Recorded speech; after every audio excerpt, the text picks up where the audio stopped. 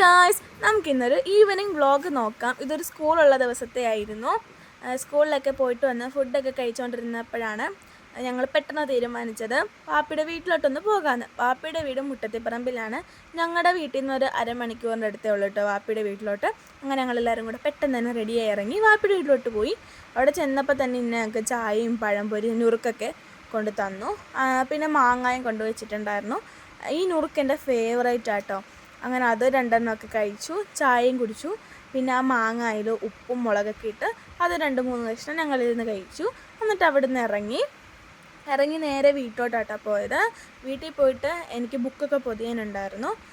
കൂടെ ഹെൽപ്പിനായിട്ട് എനിക്ക് ഇത്തിയും ഉണ്ടായിരുന്നു. പിന്നെ പൊതിഞ്ഞ് വന്നപ്പോഴാണ് ഞങ്ങളത് മനസ്സിലാക്കിയത്. പേപ്പർ തികയത്തില്ല, ബുക്ക് വരുന്ന ഷീറ്റ് തികഞ്ഞില്ല. ഞങ്ങൾ 2 എണ്ണേ മേടിച്ചിട്ടുണ്ടായിരുന്നുള്ളൂ. ഒരെണ്ണത്തിൽ നിന്ന് 4 എണ്ണം ഞങ്ങൾക്ക് പൊതിയാനും പറ്റുള്ളൂ.